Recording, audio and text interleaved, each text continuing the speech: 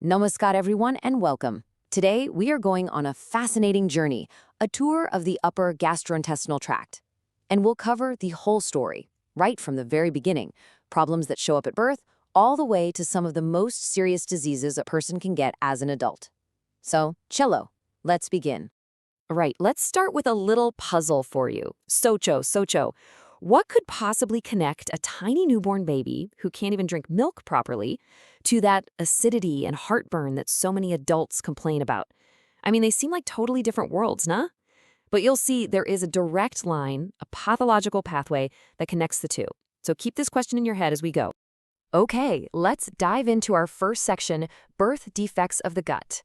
You see, when a baby is developing, there's a whole architectural blueprint for the body, but sometimes errors happen in the construction. These are the congenital abnormalities we're going to discuss first. Now dekho, look closely at this image. You have the trachea, the breathing pipe, and the esophagus, the food pipe. They should be two separate tubes, right? But do you see that abnormal connection? That is a tracheoesophageal fistula. What a dangerous situation. It means anything the baby tries to swallow could go straight into the lungs. Not good at all. Now, these two terms are very important, especially for your exams, so listen carefully. Atresia is when a part of the tube is just missing. It's like the road suddenly ends. Oof, a dead end, a complete blockage. A fistula, on the other hand, is a wrong connection. It's like an illegal shortcut between two highways that should be separate. Both, of course, are going to cause major feeding problems right from day one. Right. Let's travel down to the exit of the stomach. There's a muscular gatekeeper there called the pylorus. Now imagine this gatekeeper starts working out too much and gets huge, hypertrophied. Well, that's pyloric stenosis. The muscle is so thick that the gate is jammed shut. Nothing can get out of the stomach. So what happens? The baby vomits. And not just a little spit up. We are talking forceful, projectile vomiting. It can fly across the room. And here is a fact you absolutely must remember for your MCQs. This condition is 3 to 5 times more common in baby boys than in girls. It's a classic clinical point, a very strong male predominance. Don't you forget it. Meckel's diverticulum. Everyone's favorite exam question, I am sure. This is a leftover pouch from when you were an embryo, and luckily for us students, it follows the famous rule of twos. Just remember the number 2. It's in 2% of people, 2 feet from the ileocecal valve, 2 inches long, has a 2-to-1 male-to-female ratio, and often shows symptoms by age 2. Simple, na? It's a gift for your exams. Now, kya image hai? Look at this beauty. On the left, that's a barium enema. See that tiny narrow section at the bottom? And then look above it. A gigantic dilated colon. A mega colon. It's like a massive traffic jam on the highway. The road narrows to one tiny lane, and everything behind it is backed up for miles. And on the right, you can see what it looks like for real in the operating room. So, what's causing this massive traffic jam? Well, the problem is a lack of workers. You see, during development, special nerve cells are supposed to travel all the way down to the end of the colon. But in Hirschsprung disease, they stop short. They never reach the final segment. So that last part of the bowel has no nerves. It has no power. It's paralyzed. It can't push, and so everything gets blocked up. Okay, so we've just seen how things can go wrong right from the start. You could say, manufacturing defects. But even if the GI tract is built perfectly, a lifetime of use, of wear and tear, brings its own set of problems. So now we move from the issues we're born with to the troubles that develop over time. This quote right here tells you everything you need to know about our next topic, GERD, or gastroesophageal reflux disease. It is incredibly common. I guarantee you, every one of you knows someone, maybe an uncle or an auntie, who is always complaining about gas and acidity. Well, this is what they're talking about. And this is the crime scene. We are looking inside the esophagus with an endoscope, and you can see the damage clearly. Look how red and angry it is. You can see little breaks in the surface, what we call erosions. This is the physical proof of the damage that stomach acid causes when it keeps splashing up where it doesn't belong. But hold on, not all inflammation in the esophagus is from acid. Look at this picture. It looks completely different, doesn't it? See those rings, those furrows? Some people say it looks like a cat's throat. They call it a feline esophagus. This is the classic picture of eosinophilic esophagitis. The cause here is an acid. It's an allergic reaction, a totally different beast. Okay, so what happens if you keep irritating the body day after day, year after year, with high pressure, or with constant acid reflux? The body is patient, but it won't just sit there and take it. It tries to adapt, it tries to change. And those changes are what we're going to look at in this next section. All right, look at this. These are esophageal varices. You can think of them just like varicose veins you might see on someone's legs, but these are inside the food pipe. They are caused by really high blood pressure in the veins of the liver, usually from cirrhosis. Now, these bulging veins are very fragile. They're like ticking time bombs. If one of them ruptures, it can cause a massive, catastrophic bleed. Now, let's go back to that chronic acid reflux story. The esophagus is getting burned by acid constantly, so the body does something that is quite clever, but also very dangerous.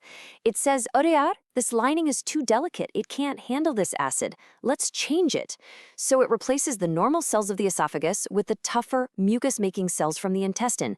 This transformation, this metaplasia, is what we call Barrett's esophagus. And this is exactly what it looks like to the surgeon. Through the endoscope, instead of the normal, smooth, pale pink lining, you see these tongues of reddish, velvety tissue creeping up from the stomach. It looks like salmon-colored patches. This is the macroscopic sign that the cells have changed. But seeing it is not enough. We have to prove it. So we take a tiny piece, a biopsy, and look at it under the microscope. And what's the smoking gun? What's the one thing we're looking for? Goblet cells. You can see them right here. They look like little wine glasses, and they're full of mucus. These cells belong in the intestine. If you find them in the esophagus, that is the definitive diagnosis of Barrett's. So the body changed the cells to protect itself from acid. Problem solved, right? No, wrong. This protection comes at a very high price because this new tissue, this metaplasia, it's not stable. It is the first step on a very slippery slope, a slope that leads directly to our final section, the cancer connection. Please pay close attention to this slide. This is one of the most important concepts of this chapter. This is the ladder, the step-by-step pathway from simple heartburn to a deadly cancer. It starts with chronic reflux that leads to Barrett's metaplasia. Then the cells start to look a bit weird. That's low-grade dysplasia. Then they start to look really weird and chaotic. That's high-grade dysplasia. And finally, they invade. That's adenocarcinoma. So what is this word dysplasia? Let's be very clear. Metaplasia means the wrong cell type is in the wrong place. Dysplasia means the cells are now behaving badly. It is pre-cancer. The cells are growing abnormally. They look strange. And the whole orderly structure is gone. This is the critical turning point on the road to cancer. And this slide shows the difference perfectly. Look at the left. That's low-grade dysplasia. The cells are a bit crowded and dark, but you can still see some order. They're still in their rows. Now look at the right. High-grade dysplasia. It's a total riot. The cells are jumbled up, chaotic, piled on top of each other. All normal architecture is lost. This is just one small step away from becoming a true invasive cancer. So what a journey we've been on, from a newborn baby's blocked food pipe all the way down this complex pathway to cancer. We've seen how something as common as acidity, if left to go on for years and years, can cause the body to make changes that ultimately become deadly. This whole journey, from a simple burn to a deadly turn, leaves us with a very important question for the future of medicine. How can we get better at spotting these changes early on? How could we catch it at the Barrett's or low-grade dysplasia stage before it's too late? That is the challenge for all of us. Thank you. Chalo bachon, welcome.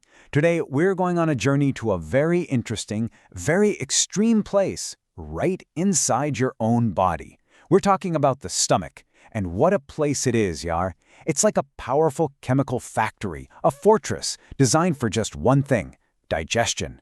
But the real magic, the real story, is how this fortress performs a constant, high-stakes balancing act to keep from destroying itself. Let's explore how it pulls off this incredible feat. And that brings us to the central mystery, the big question. The acid in your stomach has a pH close to 1. 1. To put that in perspective for you, that is over 1,000,000 times more acidic than your blood. So how on earth does this organ contain such corrosive power without simply melting away? The answer, my friends, is a true masterpiece of biological engineering. You see, it all comes down to a constant battle, a delicate equilibrium. It's like a tug of war between incredibly powerful damaging forces and an equally sophisticated set of defensive systems. When this balance is maintained, everything works perfectly. But the moment it gets disrupted, that's when the problems begin. Now have a look at this. This is very important. This slide lays out the two sides of the conflict. On one side, you have the attackers, the potent gastric acid and digestive enzymes, plus external things we introduce, like certain medicines or tobacco. But on the other side, look at this incredible fortress wall. A thick layer of mucus, a bicarbonate shield to neutralize the acid, a rich blood supply to wash away any acid that gets through, and, this is truly remarkable, an ability to replace its entire lining every few days. Amazing, no? So what happens when those damaging forces start to overwhelm the defenses? Well, that's when the fortress wall begins to break down. This is where we get into conditions like gastritis, which is basically inflammation of the lining, and the more serious problem, peptic ulcers. So, what weakens these defenses? Well, the culprits are often found right in our medicine cabinets or our daily habits. NSAIDs, like aspirin and ibuprofen, are a big problem. They inhibit the production of prostaglandins, which are vital for nearly all of the stomach's protective mechanisms. Then you have alcohol, tobacco, and even severe stress that can all reduce blood flow and weaken the wall. But the master infiltrator, as we're about to see, is a very specific bacterial infection. Now, when the damage from these attackers just continues, unchecked, it's not just some surface-level irritation anymore. The acid and enzymes can actually begin to eat away at the tissue, eroding deeper and deeper until they create an actual breach, a literal hole in the lining. And this picture shows it perfectly. This is a peptic ulcer. It's a very sharply defined, punched-out defect where that fortress wall has completely failed. You can see so clearly how the acid has burrowed right through that protective mucosal layer, exposing the delicate tissue underneath. Now, while the majority of ulcers don't lead to major complications, the risks are still very serious. As this chart shows, bleeding can occur in 15 to 20% of cases, and that can be life-threatening. Even more dangerous, about 5% of ulcers can cause a perforation, literally burning a hole completely through the stomach wall. Just imagine. Okay, now we need to talk about the single biggest culprit behind chronic gastritis and peptic ulcers worldwide. It's not stress, it's not spicy food. It's a bacterium that has perfectly adapted to survive and thrive in one of the most hostile environments you can imagine. Let me introduce you to Helicobacter pylori. H. pylori is this tiny spiral-shaped bacterium that sets up shop right in the stomach. For a long time, scientists didn't believe any bacteria could possibly live in such an acidic place. Its discovery was so revolutionary it actually earned a Nobel Prize. And it is the primary driver behind most cases of long-term stomach inflammation. And here you can see the invader in its stronghold. Look at those dark spiral shapes. H. pylori is very clever. It doesn't just float around in the acid. No, it cleverly burrows into the stomach's protective mucus layer, and it lives right up against the cells of the stomach lining where the pH is much more neutral and safe. So how does it do this? Well, it has a remarkable toolkit. First, it uses its flagella, these little tails, to swim right through the thick mucus. Second, it produces an enzyme called urease, which creates a little cloud of ammonia around it, neutralizing the stomach acid and forming a protective bubble. Third, it has the gisins, which are like superglue, allowing it to latch on tight to the stomach wall. And finally, many strains release toxins that directly damage our cells and provoke a really strong inflammatory response. This brings us to the long-term consequences. A fortress under constant siege, with chronic inflammation year after year, whether from acid reflux, what we call GERD, damaging the esophagus, or an H. pylori infection in the stomach, can lead to dangerous changes in the cells. And over time, this chronic damage can set the stage for cancer. And just look at this staggering statistic. In the United States, before 1970, adenocarcinoma was a rare type of esophageal cancer. Today, it accounts for more than 60%. This dramatic rise is directly linked to the increase in chronic acid reflux and a related condition called Barrett's esophagus. Here we can see the two main types. On the left is adenocarcinoma, which you typically see in the lower part of the esophagus, right near the stomach. On the right is squamous cell carcinoma, which is more common in the middle section of the esophagus. They look different, and as we'll see, they have very different causes. This table breaks it down perfectly. Adenocarcinoma's primary risk factors are all related to chronic acid damage: long-term GERD, and obesity. In contrast, squamous cell carcinoma is strongly linked to direct irritants like heavy alcohol and tobacco use, and even the frequent consumption of very hot beverages, which is a major factor in some parts of the world. So let's bring this all together and focus on the key takeaway. What is the fundamental principle we need to understand to protect this vital internal fortress? Ultimately, it's this. The entire system, from your esophagus down through your stomach, is a constant balancing act. Health is not the absence of damaging forces. Acid is absolutely essential for digestion. Health is the robust presence and function of the defensive mechanisms that keep those forces perfectly in check. And that leaves us with a final thought. Our bodies evolved these incredible defenses over millennia, but today we challenge them with new medicines, new types of stress, and different diets. So the question for all of us is, how do we understand and support this ancient fortress so it can continue to protect us in this modern world? Good morning, class. Good morning. Welcome to Pathology. Today, we're going to take a trip, a tour, you could say, deep inside the human stomach. We're going to meet some of the residents that can pop up there. Some harmless, and some, well, not so harmless. So, notebooks ready, everyone? This is Chapter 17, Part 3. Chella, let's get started. So you're in your GI posting, and you see an endoscopy report. In maybe 5% of those reports, you'll see a mention of a polyp, a nodule, some kind of little bump. The very first question that should jump into your head is, okay, what is this thing? And more importantly, is it dangerous? Well, that is exactly what we are here to figure out today. You see, the stomach is not just a simple pouch. It can grow a whole range of things.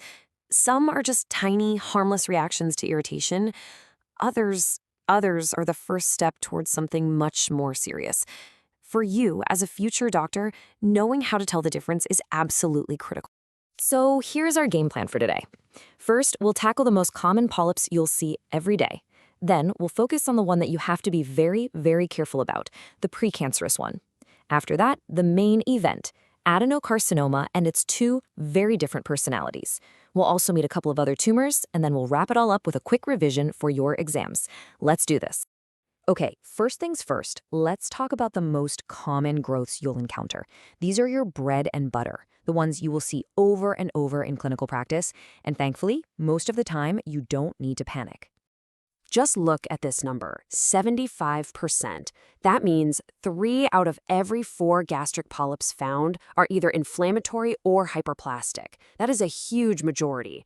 And what does that tell you? It tells you that most of the time, the stomach is just reacting to some chronic irritation. It's not actually growing a true tumor. Now, have a look at this. This is fantastic. On the left, in the hyperplastic polyp, you see those glands. They're all stretched out and twisted, looking like little corkscrews. This is a classic reaction to long-term inflammation, usually from our old friend, H. pylori. But now, look at the right. This is a fundic gland polyp. The glands are all big and swollen or dilated, and these have become incredibly common. You know why? Because so many patients are on proton pump inhibitors. So this is a clinical pearl for you. Always check the patient's medication history. Right. So we've covered the common, mostly harmless ones. Now I need your full attention. We are moving to a different beast altogether. This is the one you cannot afford to miss. This is the gastric adenoma. So what is an adenoma? This is not just a reaction. This is a true neoplasm. It has abnormal growth, what we call dysplasia, and it almost always grows in a stomach that's already damaged from chronic gastritis. But the most important line, the one to remember, is the last one. It is a direct precursor to stomach cancer. And this is what that dysplasia looks like down the microscope. Look at the nuclei in these cells. Normally, they're small, round, sitting quietly at the bottom. But here, they're big, they're long, they're dark, what we call hyperchromatic. They look angry. This is the face of a precancerous change. This is the red flag we're looking for. And if there is one clinical rule you burn into your brain today, it is this: size matters a lot. An adenoma that is bigger than 2 centimeters, my friends, the risk that it's already hiding a full-blown cancer can be as high as 30%. That is why these have to be completely removed. No questions asked. Okay, class. Now for the main event, gastric adenocarcinoma. This is the big one. It accounts for over 90% of all stomach cancers. And it is a fascinating disease because it comes in 2 very different forms. two different personalities, you could say. The first personality is the intestinal type. I want you to think of this one as the builder. It likes to build things. It forms big, bulky, ugly tumors. You can see it on the left, looking like a nasty ulcer or a cauliflower. And under the microscope, what is it doing? It's trying to build glands, just like the intestine does. Malignant glands, of course, but glands nonetheless. And then you have its evil twin, the diffuse type. This one isn't a builder, it's a ghost, an infiltrator. It doesn't make one big lump. Instead, its cells sneak through the stomach wall individually, making the whole wall thick and hard and rigid. We call it a leather bottle stomach, or linitis plastica. And why can they do this? Because they've lost the protein that glues them together. Under the microscope, you see these famous signet ring cells, single cells filled with mucus that pushes the nucleus off to one side, looking just like a ring. So let's just quickly put them side by side. Intestinal type, the builder. It makes bulky masses in glands, and it arises from precursors like adenomas. Diffuse type, the ghost. It infiltrates the wall, has signet ring cells, and seems to appear out of nowhere. This is a classic exam question, so please know these differences. So everything we've discussed so far started in the glandular lining of the stomach, the epithelium. But the stomach wall has other layers, other cell types. So now let's widen our view and look at two other very important tumors that come from completely different places. First up is the gastric maltoma. And the story of maltoma is just fascinating. It's a perfect example of chronic inflammation leading to cancer. See, your stomach isn't supposed to have organized lymph tissue. But when H. pylori hangs around for years, it irritates the stomach into forming it. We call this MALT. And over time, this new tissue can turn cancerous, giving rise to a B-cell lymphoma. And this is what it looks like. You can see the stomach lining is just packed with a dense sheet of these dark blue lymphocytes. But the real giveaway, the diagnostic feature, is what's in that little box. See how the cancer cells are actually invading into the normal gastric glands? That's what we call a lymphoepithelial lesion. That's the money shot. Okay, next up, something completely different. A GIST. This is not from the lining, it's not a lymphoma. This is the most common mesenchymal tumor, meaning it comes from the supportive structural tissues. Specifically, it arises from the amazing pacemaker cells of the gut, the cells that control peristalsis, the interstitial cells of Cajal. Now listen, this is why GIST is so important in modern oncology. We know exactly what makes most of them tick. They're driven by mutations in one of two genes, called KIT or PDGFA.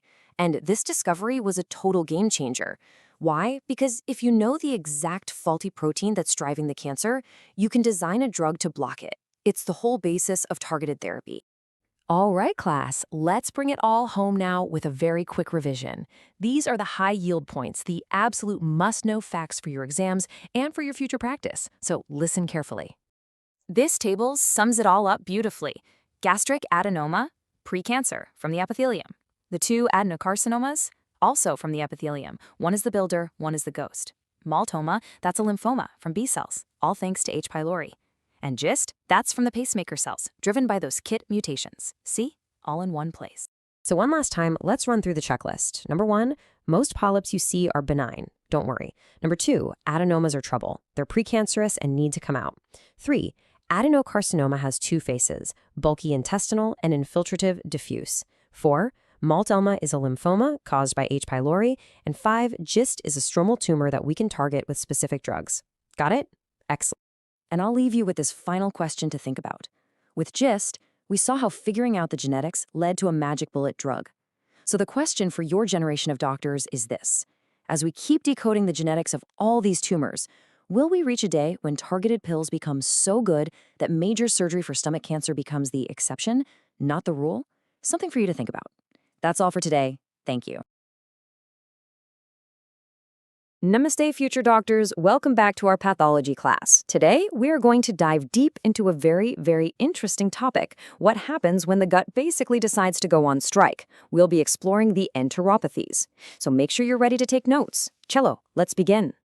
So let's start with a big question, one that you'll encounter again and again in your careers. Why is it that something as simple as a meal can sometimes turn our gut into a complete battlefield? To understand this, we're going to investigate 3 main types of culprits behind this gut rebellion.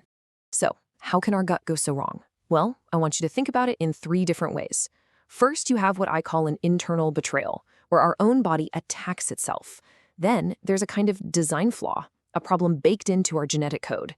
And finally, you have the external invasion, where tiny microbes come in and just wreak havoc. Let's break each of these down. All right, let's open our first case file. The problem here is what we can call friendly fire. This happens when our own immune system, our body's defense force, gets confused and starts attacking our own tissues. And the textbook example of this, the one you must know, is celiac disease. Now this definition, bachalog, you must know it by heart. I want you to remember these 3 key parts, the holy trinity of celiac disease. 1, it's immune-mediated. 2, it's triggered by gluten. And 3, it only happens in people who are genetically predisposed. These 3 points are absolutely crucial, okay? So, how does this destruction actually happen? It's a cascade, a terrible chain reaction. It all starts when gluten is modified by an enzyme called TG2. This altered gluten then acts like a red flag for the immune system, specifically for the CD4+ T cells. They get activated and they basically call for backup by releasing a storm of inflammatory cytokines. This brings in the heavy hitters, the cytotoxic CD8+ T cells. And these are the cells that go in and directly attack and destroy our own gut cells. It's a really devastating process. And here you can see the end result of that immune attack. Just look at this. On the left, you have the beautiful, healthy villi, these long, finger-like structures perfect for absorbing all our nutrients. But now look at the right. In celiac disease, those villi are completely blunted, flattened. We call this villus atrophy. And with this damage, the gut just cannot absorb nutrients properly. This is the hallmark of advanced celiac disease. Now, let's zoom in even closer with the microscope. What do we see here? See all those little dark dots scattered in the lining? Those are the immune soldiers, the lymphocytes. They have infiltrated the epithelium, the very front line of the gut wall. This is what we call intraepithelial lymphocytosis, and these are the cells actively causing all that damage we just saw. So as future clinicians, how will you diagnose this? Well, it's a 2-step process, always. First, you look for the clinical clues and you run blood tests for specific antibodies like anti-TG2 IgA. If those tests are positive, you have to confirm it with a biopsy. You need to see that villus atrophy with your own eyes. And the treatment? It sounds simple, but for the patient, it's a huge commitment, a strict, lifelong gluten-free diet. Okay, let's move on to our second case. This one is, mechanistically, much simpler than the all-out immune war we just saw in celiac disease. Here, the root of the problem is a genetic glitch, a defect in a single specific enzyme called lactase. Now, this is a classic Viva question, so pay attention. We have 2 types of lactase deficiency. The congenital form is rare, but it's very severe in infants. The acquired form, on the other hand, is extremely common as people get older. Now, in both cases, you have unabsorbed lactose in the gut, which pulls water in and causes osmotic diarrhea. But, and this is the most important point, if you do a biopsy of the gut, it will look completely normal. The structure is fine. The problem isn't with the hardware, it's with the software. It's a biochemical issue. And now for our final category, the external invaders. Here, we're going to look at 2 different bacteria with 2 completely different strategies for causing chaos in our intestines. It's really quite fascinating. First up is Vibrio cholerae. Now, this is a very clever little organism. It doesn't even need to invade our cells to cause massive problems.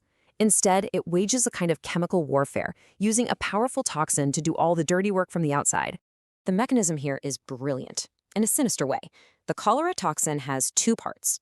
The B subunit is like a key that attaches to the cell surface. This allows the A subunit, which is the real weapon, to get inside. Once inside, it hijacks the cell's own signaling pathways, cranking up cyclic AMP levels. This spike in CMP forces the CFTR chloride channel to stay open, pumping out huge amounts of chloride into the gut. And you know the rule, where salt goes, water follows. This leads to the massive watery diarrhea that we famously call rice waters. Now, in complete contrast to the subtle chemical attack of cholera, let's look at Shigella. Shigella is a brute. It doesn't waste time with toxins. It launches a direct, full-scale invasion and destruction of the gut lining itself. Shigella is a really tough customer. It can survive the acid of our stomach, and it takes only a very small number of bacteria to cause infection. It gets into our gut cells, multiplies inside them, and then literally punches its way from one cell to the next, just leaving a trail of destruction. And all of that damage and inflammation is what causes the bloody diarrhea we call dysentery. Now look at this biopsy. Remember how the gut looked perfectly normal in cholera? Well, this is a completely different picture. This is a war zone. The tissue is swarming with neutrophils, our body's infantry, rushing to the site to fight the invasion. It's this intense inflammatory battle that causes so much of the damage to the gut lining. So there you have it, 3 very different ways our gut can be attacked. We've looked at an autoimmune condition, a genetic defect, and 2 very different kinds of bacterial infections. Now let's put it all together in a summary of the key points that you really need to know for your exams. This table, Bachalok, this is pure gold for you. Take a good look at it, maybe even a screenshot. It summarizes everything we've discussed today. You can clearly see how the underlying mechanism, whether it's immune, genetic, or infectious, directly dictates what we see under the microscope. This connection is the very heart of pathology. And that brings us to our final and maybe most important point. In the real world, patients don't walk in with a diagnosis written on their forehead. They come with symptoms, like diarrhea. Your job as a doctor is to be a detective. You have to take all the clues from the patient's story, from the lab tests, from the pathology report, and piece them all together to solve the case. That is the true art and science of medicine. That's all for today. Thank you. All right, everyone. So today we're going to tackle a really fascinating topic, gut inflammation. We'll look at what happens when our gut is under attack, sometimes from outsiders, the invaders, and sometimes, in a very strange way, from our own body. So let's jump right in. So think about this for a second. Is our gut a battlefield? I mean, it's this amazing, delicate place, right? Billions of microbes, all our own cells, just living together in this perfect balance. But what happens when that piece is shattered? And this is what happens when things go wrong. What you're seeing here is a gut with active Crohn's disease. Look at that. The inflammation, the damage, it literally turns our insides into a war zone. It's quite severe, and it really shows you why we need to understand this. Okay, so first things first, let's talk about the invaders. These are the troublemakers from the outside. Think bacteria, parasites, the ones that can really mess up our system. Now, you might think this is some rare problem, but no way. Look at this. More than half the world's population deals with parasitic infections, either chronically or they keep coming back. Half. That is a massive, massive number, and it just tells you how important this is on a global scale. So, not all these invaders fight the same way. It's like you have 2 types of enemies. On the left, you've got Entamoeba histolytica. This one is a real digger. It burrows deep into the tissue. You can see those classic flask-shaped ulcers it creates. But then on the right, you have Giardia lamblia. This one is, well, it's more of a surface-level pest. It just hangs out on the surface. It doesn't invade. And this very basic difference in strategy, it leads to completely different kinds of problems for the patient. Okay, so that was the enemy from outside. But what if the call is coming from inside the house? What happens when our own body becomes the enemy? That's where we get into inflammatory bowel disease, or IBD.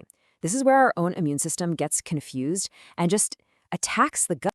So what exactly is IBD? Well, the textbook definition is a chronic condition from, inappropriate mucosal immune activation. What does that mean in simple terms? Your immune system has gone rogue. It's gone haywire, and IBD is really an umbrella term for 2 main diseases we're going to talk about, Crohn's disease and ulcerative colitis. So the big question is, what causes this? And the answer is, it's complicated. It's not just one thing. It's like a perfect storm. You need a bit of genetic susceptibility, some issues with the gut microbes, an immune system that's already a bit off, maybe a leaky gut lining, and then you throw in some environmental factors. It's this whole mix that creates the problem. All right, let's tackle the first one, Crohn's disease. If there's one thing I want you to burn into your memory today, it's this. Crohn's goes deep. Think deep damage. So, 2 key things define Crohn's. First, where does it happen? The answer is anywhere. Literally from the mouth all the way down to the anus. And second, what does it look like? It's patchy. You get a bit of disease, then some healthy tissue, then more disease. We call these skip lesions because it skips around. And this picture, it shows that patchiness perfectly. You see the deep ulcers and the healthy tissue in between. It creates this look. It really looks like an old cobblestone street, doesn't it? This cobblestone appearance is a classic, textbook sign of Crohn's.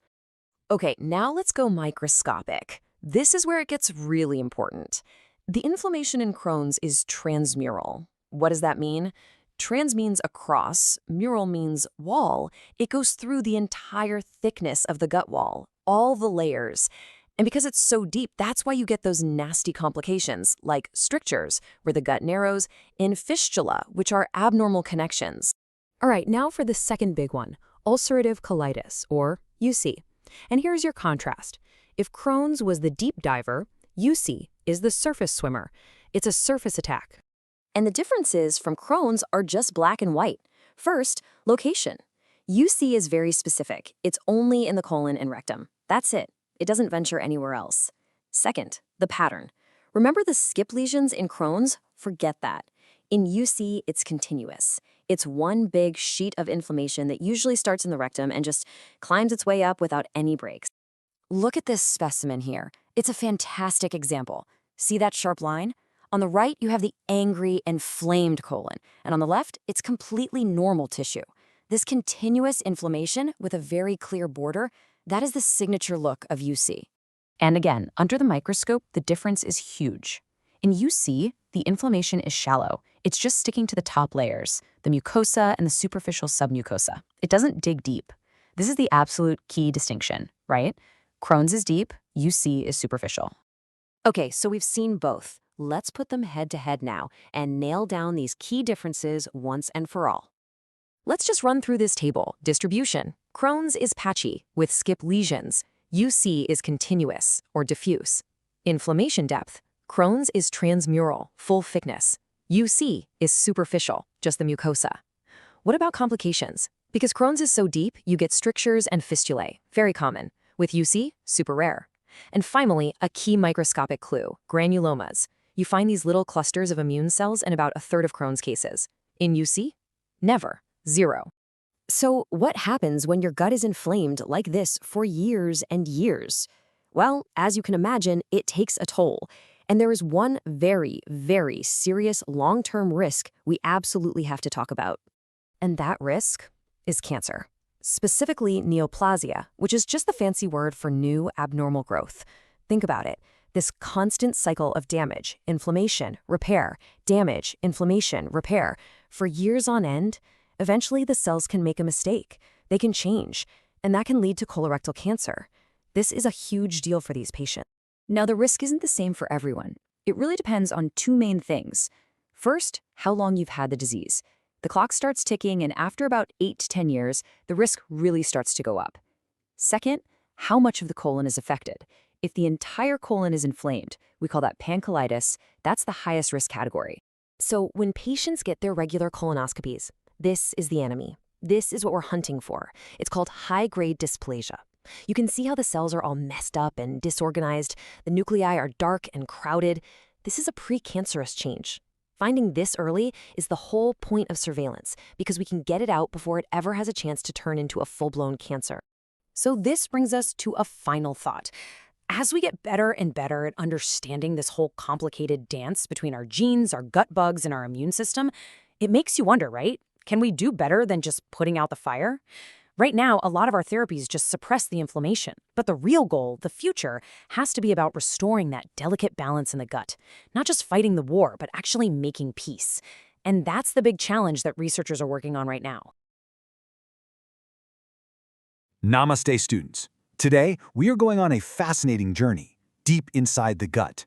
We'll be peering through the microscope to see exactly how things go wrong, from a simple pouch to a dangerous cancer. Pay close attention. This is a very high-yield topic for your final exams and for your future as a doctor. Right, let's get into it.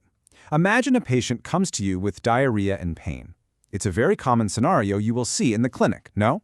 But the reasons can be completely different. Some problems you can see with your own eyes, and some you can only see when you look at the cells themselves.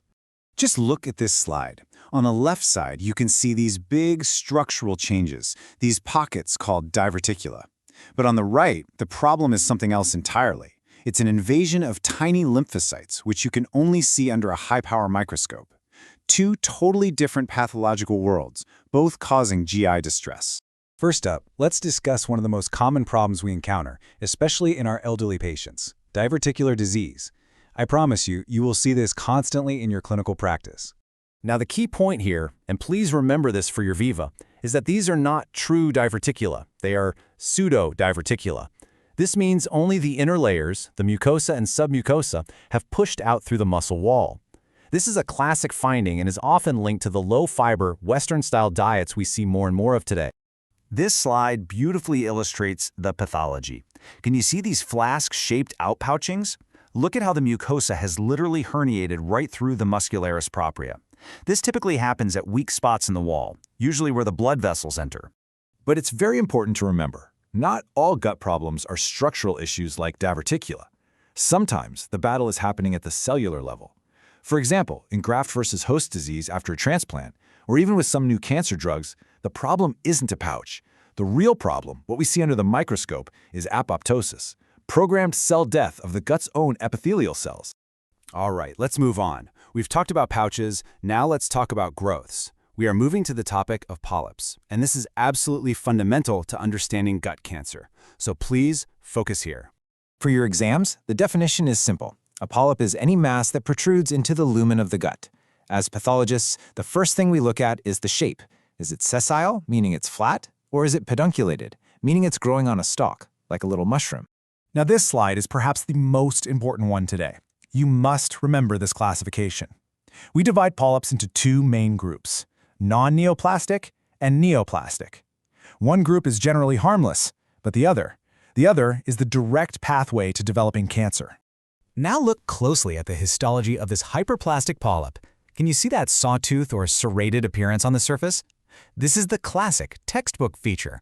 It happens because mature cells are piling up, but the important thing to remember is that this type of polyp has no malignant potential. Now compare the last slide with this one. This is a hamartomatous polyp from a patient with Peutz-Jeghers syndrome. The key feature, the thing you must identify, is this tree-branching pattern. We call it arborizing of smooth muscle mixed in with the glands. Remember, a hamartoma is just a disorganized jumble of mature tissue that is native to that site. And now we come to the main villain of our story, the polyp that has the potential to become a killer, the adenoma. This is the one that gastroenterologists are always searching for during a colonoscopy. This is the view from the endoscope. This is what your colleague in gastroenterology sees. This small growth might look innocent, but this is an adenoma, and this is the starting point for most colorectal cancers. So what makes it an adenoma? The defining feature is dysplasia. Under the microscope, the cells just don't look right. You must know these hallmarks. The nuclei are dark, which we call hyperchromasia. They are elongated, like cigars, and they are piled on top of each other, which we call stratification. This is the definition of neoplasia. When an adenoma is small, less than 1 centimeter, like this, the risk of it already containing cancer is very low. This is because it hasn't had enough time to accumulate all the necessary mutations. But when they grow to be this large, more than 4 centimeters in size, the statistics are scary. Nearly 40% of these will already have an invasive cancer hiding within them. The take-home message is simple. In the world of adenomas, size matters a lot. So the big question is, how does a benign adenoma transform into a malignant adenocarcinoma? To understand this, we need to look at the molecular pathways. And by the way, this is a favorite question for the examiners. The best way to think about this is like a car losing control. First, you lose the gatekeeper gene, APC. This is the first hit. Next, you get a mutation in an oncogene, like KRAS. It's like the car's accelerator gets stuck to the floor. And finally, you lose a tumor suppressor gene like TP53. The brakes completely fail. This step-by-step accumulation of mutations is the classic pathway, and it's responsible for about 80% of colon cancers that arise spontaneously. Now, the second pathway is different. It's not about losing specific genes in a specific order. In this pathway, the entire system for repairing DNA mistakes breaks down. This is caused by mutations in the mismatch repair genes. This leads to a state we call microsatellite instability, or MSI, which results in a massive, rapid accumulation of mutations all across the genome. Okay, let's put all this theory together now. Why is this journey from a simple polyp to an invasive cancer so important for you to understand as a future clinician? Clinically, where the cancer is located makes a huge difference to the patient's symptoms. Right-sided tumors tend to grow large and bulky, they bleed slowly and present with iron deficiency anemia. Left-sided tumors, on the other hand, tend to grow around the bowel wall, creating these napkin ring constrictions that cause changes in bowel habits. And please, remember this clinical pearl for your entire career. Iron deficiency anemia in an elderly man is gastrointestinal cancer until you have proven it is not. When you get the final histopathology report for your colon cancer patient, these are the two most important factors you must look for. They are the single most important determinants of the patient's prognosis and treatment: the depth of invasion into the bowel wall and the presence or absence of lymph node metastases. And here we are. This is the final stage of the journey. This is invasive adenocarcinoma. You can see these malignant, disorganized glands have broken through their basement membrane and are now invading the surrounding stroma. From this point, they can enter the lymphatics and blood vessels and metastasize anywhere in the body. So I will leave you with this one final thought. Understanding this whole pathway, this adenoma-carcinoma sequence, it's not just about passing your pathology exam.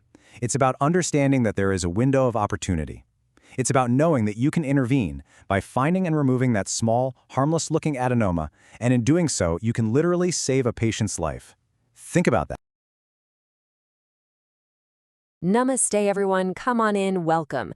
So this is it, our final revision session on the lower GI tract. Now, I know what you're thinking. It's the tail end of our syllabus, but trust me, the questions from this section are absolutely critical for your exams. So I need your full, undivided attention, okay? All right, settle down now. Please put your phones on silent. Let's really focus here. We are going to cover some very high-yield topics today. Seriously, what we go over in the next few minutes, this could easily be the difference between just passing and getting that distinction you all want. So are you with me? Let's do this. Okay, first up, we're tackling the big one, colorectal carcinoma. Look, every single one of you as future doctors has to have this down cold. We're going to focus on two key things: grading, that's basically what the cancer looks like under the microscope, and staging, which is all about how far it has spread. Got it? Let's go. Okay, have a look at this. On your left, you see a well-differentiated adenocarcinoma. See those structures? The cancer cells are actually trying to form proper glands. It's like they still remember what they're supposed to do, you know? They're organized. Now contrast that with the image on the right. Just look at that chaos. That's a poorly differentiated tumor. The cells are all over the place, no glands, nothing. It's a complete mess. And that mess tells us something very important. This tumor is way more aggressive. And then you get this special guy. This is mucinous adenocarcinoma. Now I want you to look really closely at the individual cells here. Can you see it? See how the nucleus is shoved right to the side, to the very edge? They look just like little rings, don't they? Like a signet ring on a finger. And why? Because the whole cell is just bloated, filled with mucin. This is a classic sign, and you absolutely have to be able to spot this in your practicals. So, okay, grading tells us about the, let's call it the personality of the tumor.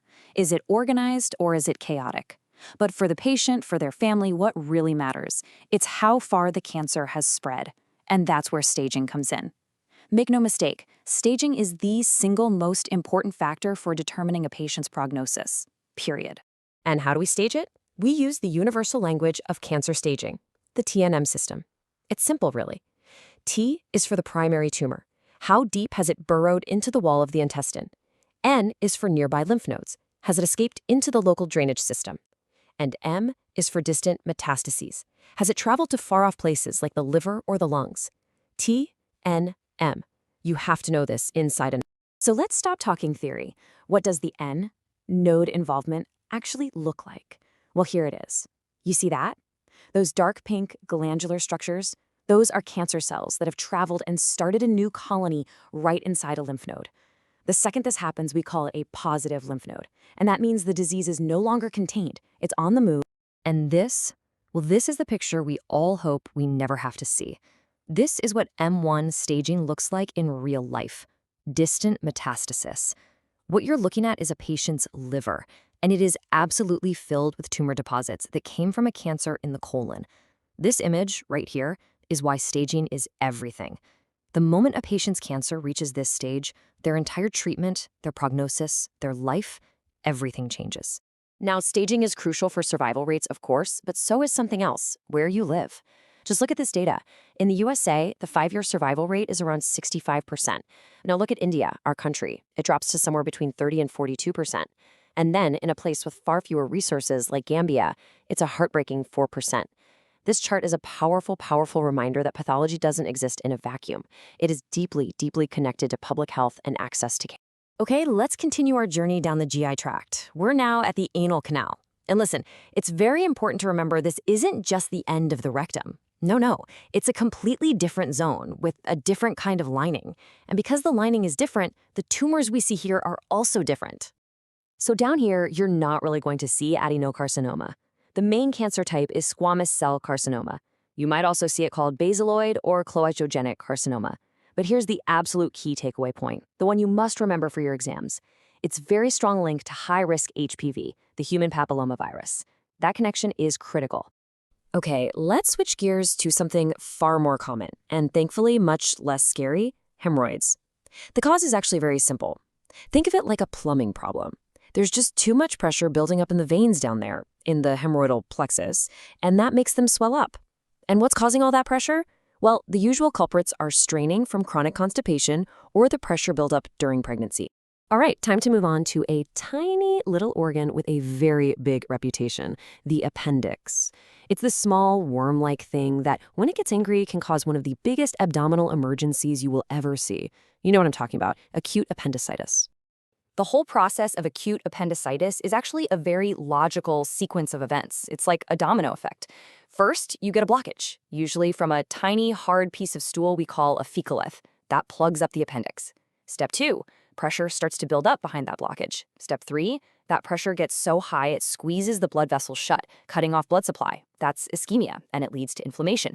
And finally, with everything blocked and stagnant, the bacteria that are normally there have a party. They multiply like crazy, and that's when things get really bad. So remember the chain: obstruction, then pressure, then ischemia, and finally infection. Simple.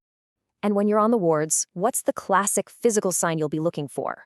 It's that deep tenderness right over McBurney's point, in the right lower part of the abdomen. This is bread and butter clinical knowledge, something every single one of you needs to know.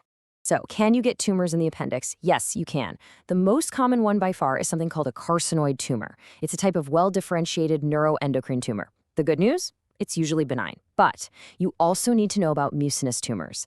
And why are these so important? Because if one of them ruptures, it can lead to a really, really nasty complication called pseudomyxoma peritoniae.